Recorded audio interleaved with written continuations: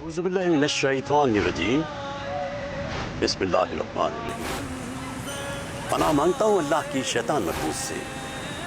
شروع کرتا ہوں اللہ کے نام سے جو بڑا مہربان اور مسلسل رحم کرنے والا ہے۔ قائم ٹی وی کراچی سے آپ کا میزبان اقبال حیدر ندیم پروگرام مقتل اور درس کربلا کے ساتھ حاضر خدمت ہے اور سلام عرض کرتا ہے۔ آج محرم کی 5 تاریخ ہے اور آج کی تاریخ جناب اون محمد سے منسوب ہے۔ ناظرین، ہمارے ساتھ اس وقت موجود ہیں ملک ممتاز عالم دین علامہ سید رضا جعفر نقوی صاحب۔ آپ کی شخصیت کسی تعارف کی محتاج نہیں، آپ معروف عالم دین ہیں۔ ان کے ساتھ معروف نوحہ خاں اون ہادی ہیں۔ علامہ صاحب، جناب اون محمد کی شخصیت کسی تعارف کی محتاج نہیں، جناب عبداللہ کے پوتے تھے اور جناب زینب کے لخت جگر تھے۔ آپ کا جو قبیلہ تھا وہ بنو ہاشم تھا اور جرأت و بہادری ان کی نس نس میں آئی تھی۔ اعوذ باللہ السمیع العلیم من الشیطان اللعین الرجیم، بسم اللہ الرحمن الرحیم، الحمد للہ رب العالمین والعاقبۃ للمتقین، والصلاة والسلام علی سیدنا و نبینا بالقاسم محمد وآلہ الطیبین الطاہرین المعصومین واللعنۃ علی اعدائہم اجمعین۔ اما بعد فقد قال اللہ سبحانہ وتعالی فی محکم کتابہ الکریم وقولہ الحق، بسم اللہ الرحمن الرحیم، فضل اللہ المجاہدین علی القائدین اجرا عظیما، صدق اللہ العلی العظیم۔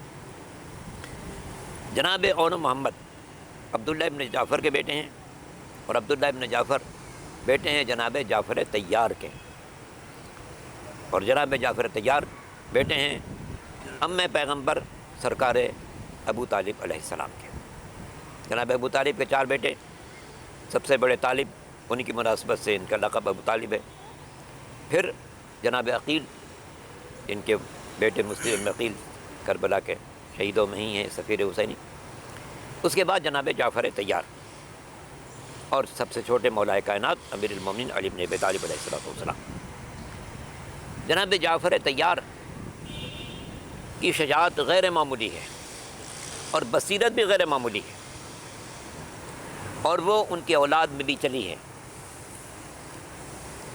مثالاً عرض کروں، جس وقت مکہ کے حالات بہت پرآشوب ہو گئے، اسلام قبول کرنے والوں پر انتہائی شدید مصائب پڑنے لگے، تو پیغمبر نے 82 افراد کا قافلہ مرتب کیا، ان کو حبشہ بھیجا۔ اس کی قیادت کی دی جناب جعفر طیار کو۔ یہ لوگ حبشہ گئے، وہاں پھر کافی عرصہ رہے، بڑی پرسکون زندگی گزاری۔ حبشہ کے بادشاہ نے، نجاشی نے ان سے پوچھا کہ جس نبی کا آپ لوگ کلمہ پڑھ رہے ہیں اس پر کوئی کتاب نازل ہوئی ہے؟ کہا کہ ہاں، کیوں نہیں، قرآن مجید نازل ہوا ہے۔ کہا اس کی کوئی چیز آپ کو یاد ہے؟ کہا ہاں مجھے یاد ہے۔ اب ان کی بصیرت دیکھیے، کیونکہ حبشے کا بادشاہ نجاشی عیسائی تھا، تو آپ نے سورہ مریم کی تلاوت شروع کی۔ سورہ مریم کی تلاوت شروع کی، تلاوت کرتے جا رہے ہیں اور وہ متاثر ہوتا جا رہا ہے، یہ کیسا کلام ہے، یہ تو دلوں کو چھونے والا کلام۔ یہاں تک کہ جب اس فقرے تک پہنچے کہ جناب مریم کو اللہ نے کہا کہ آپ گھر سے باہر جائیے، بچے کی پیدائش ہوگی، اور پھر جب بچے کی پیدائش ہو گئی تو قدرت کا حکم ہوا کہ اس طرح کو اٹھائیے، کھلائیے، اس میں سے کچھ پھل گریں گے، کھا لیجیے۔ جب اس آیت تک پہنچے ہیں تو اس نے ایک تنکا اٹھایا اور کہا خدا کی قسم، خدا کی قسم، جو کچھ قرآن نے بیان کیا ہے اس سے ایک تنکے برابر بھی کوئی زیادہ بات نہیں ہے، سچ یہی ہے۔ تو یہ ہے جناب جعفر طیار۔ حبشے میں جب تک رہے، بڑی پرامن زندگی گزاری، وہاں لوگوں کو ہدایت کرتے رہے، جتنے مسلمان ان کے ساتھ تھے ان کو دین کا کلمہ سکھاتے رہے۔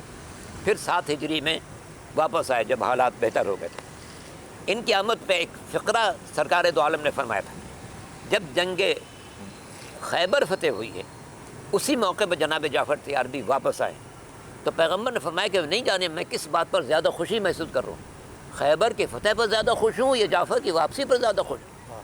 یہ ہے جناب جعفر طیار کہ ان کی آمد کو پیغمبر نے اتنی اہمیت زیادہ دی ہے کہ خیبر کی فتح کے مقابلے میں اس کو قرار دیا۔ پھر یہ جنگ موتا میں شہید ہوئے ہیں۔ ان کے بیٹے عبداللہ ابن جعفر جو انتہائی سخی بھی تھے اور بااثر انسان تھے، ان کے یہ 2 فرزند ہیں، جناب اون اور جناب محمد۔ ان دونوں کے اندر جعفر کی شجاعت بھی تھی، مولا کائنات کی بہادری بھی تھی۔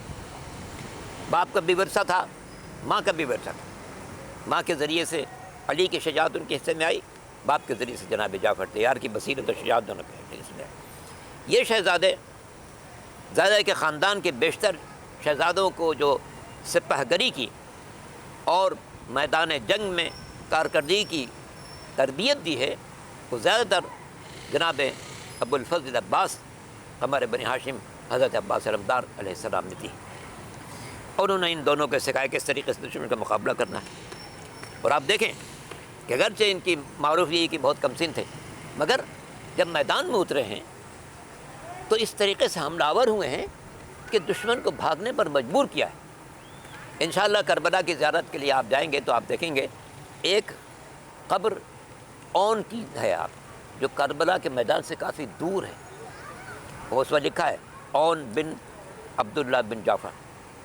اس سے واضح ہوتا ہے کہ جناب اون نے اتنے بھرپور جنگ کی ہے کہ دشمن کو پسپا ہونے پر مجبور کر دیا، اور کافی دور تک ان کا تعاقب کرتے رہے، یہاں تک کہ اس جگہ پہنچ کر ان کا محاصرہ کیا گیا اور ان کو شہید کیا گیا۔ تاریخ میں لکھا کہ نہیں 10 یزیدی فوجیوں کو مارا ہے جناب اون محمد نے؟ جی جی جی ہاں جی، یہ لوگ بہت ہی بہادر تھے، چونکہ شجاعت کا جذبہ علی سے بھی ملا، جعفر سے بھی ملا، جناب جعفر۔ اسی لیے تاریخ میں موجود ہی بات کہ شب عاشور جناب زینب اون محمد سے باتیں کر رہی تھی کہ بیٹو دیکھو کل شجاعت کا مظاہرہ کرنا ہے، باپ کی دادا کی شجاعت بھی دکھانی ہے اور نانا کی بہادری بھی دکھانی ہے، دنیا پر واضح ہو جائے کہ تم علی کے نواسے ہو اور جعفر کے پوتے ہو۔ چنانچہ جب عاشور کا دن آیا، بچے امام کی خدمت میں حاضر ہوئے کہ مولا مرنے کی اجازت دے دیجیے۔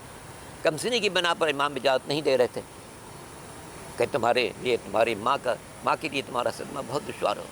مولا ماما، ماں ہی نے تو مجھے سجا کر بھیجا ہے۔ دونوں نے امام سے اجازت لی، 3 دن کے بھوکے پیاسے، مگر ایسی جنگ کی ہے کہ یادگار رہے گی، اور ساری دنیا نے تسلیم کیا کہ جعفر کے پوتے ہیں اور علی کے نواسے ہیں۔ اللہ اکبر! جب دشمنوں کا حملہ بہت زیادہ ہو گیا، اون تو تعاقب کرتے ہوئے بہت دور تک چلے گئے تھے، مگر محمد جو دوسرے بھائی تھے دشمنوں کے نرغے میں آ گئے، کوئی تلوار مار رہا ہے، کوئی خنجر لگا رہا ہے، کوئی دور سے نیزہ پھینک رہا ہے، یہاں تک کہ جناب محمد گھوڑے پر ٹھہر نہ سکے، تشریف لائے زمین پر۔ امام علی مقام نے لاشے کو اٹھایا اور خیمے کے اندر لے گئے۔ جناب اون کے لاشے کو بھی کہتے ہیں کہ امام علی مقام نے خیمے کے اندر پہنچایا۔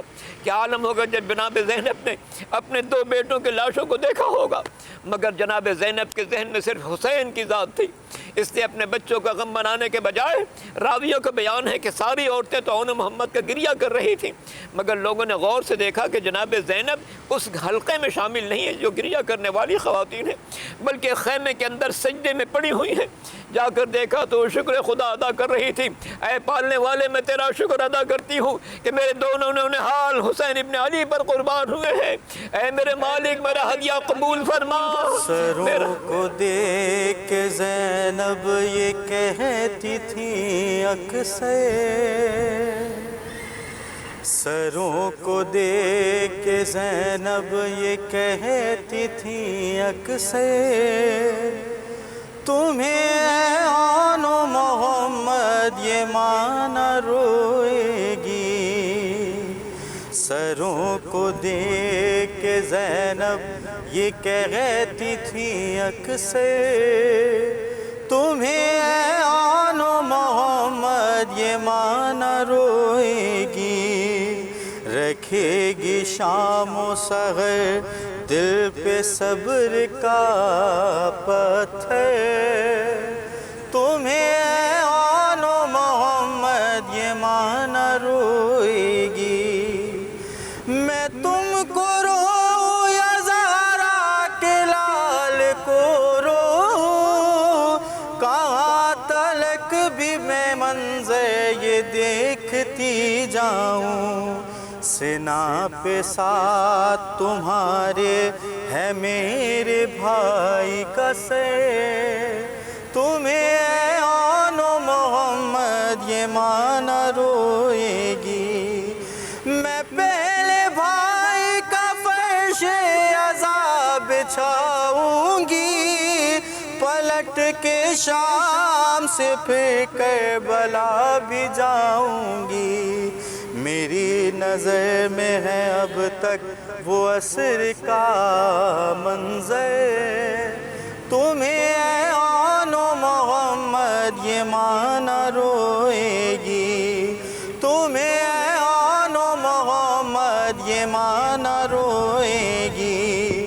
میرے لیے تو ایک بات بس خوشی کی ہے, شہید ہو کے میری لاج تم نے رکھی ہے.